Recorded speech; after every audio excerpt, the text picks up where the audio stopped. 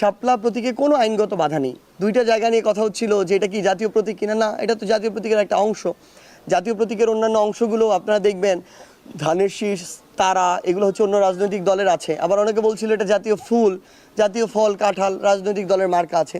So আমরা সকল বাধা বা যেগুলো নিয়ে কথা হতে পারে আমরা যাচাই করে দিয়েছি প্রথমত।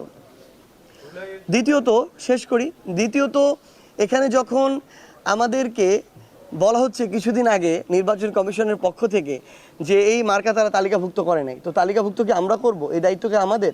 আমরা আবেদন করার পর তো তারা তালিকা নতুন করে ঠিক করেছে, তখন এটা তো তাদের দায়িত্ব ছিল এটা ঠিক করা। তো আমাদের মনে হয়েছে কিছুদিন আগে তাদের কথা যেভাবে তারা যেই টোনে বলল যে তারা শাপলা এনসিপিকে দিতে পারবে না, কিন্তু কারণ তারা বলবে না, খুবই প্যাথেটিক। একটা স্বাধীন সাংবিধানিক প্রতিষ্ঠান অভ্যুত্থান পরবর্তী বাংলাদেশে এভাবে স্বেচ্ছাচারিতামূলক হয় আচরণ করছে, না হয় এটা তারা কারো চাপে পড়ে আমাদের সাথে এই বৈষম্য করছে। সো এটা তো আমরা কোনোদিনও মানবো না, এটা হতেও দিব না। সো যেহেতু কোনো আইনগত বাধা নেই, এনসিপি আগামী নির্বাচনে অংশগ্রহণ করলে শাপলা প্রতীক নিয়ে অংশগ্রহণ করবে।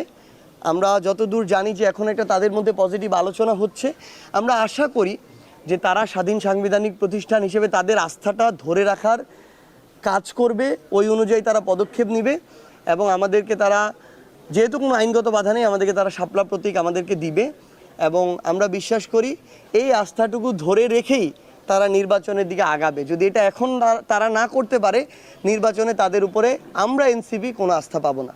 আমরা স্পষ্ট করে একটা জিনিস বলি, কিছু উপদেষ্টার মধ্যে আমরা এই আচরণ দেখতে পাচ্ছি যে তারা এখন কোনোভাবে দায় সারা দায়িত্বটা পালন করে নির্বাচনের মধ্য দিয়ে এক্সিট নিতে পারলে হইল, দেশে থাকুক আর দেশের বাইরে থাকুক। এই দায় সারা দায়িত্ব নেয়ার জন্য অভ্যুত্থান পরবর্তী একটা সরকার কাজ করতে পারে না। শহীদের উপরে এত রক্তের উপরে দাঁড়িয়ে ওইখানে আছে, তারা যদি এখন জীবনের একটু থ্রেটের ভয় করে, তাহলে তো ওই দায়িত্ব তাদের নেওয়া উচিত ছিল না।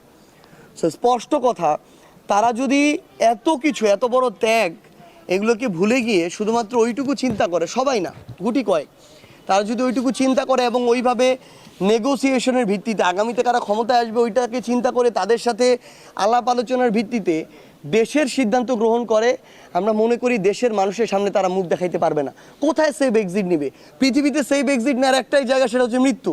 এর চেয়ে তো আর সেফ এক্সিট, এছাড়া কোনো সেফ এক্সিট নাই। আপনি পৃথিবীর যেই প্রান্তে চান সেখানেই বাংলাদেশের মানুষ আপনাকে ধরবে, সোশ্যাল মিডিয়ার মাধ্যমে হোক, সামনাসামনি হোক।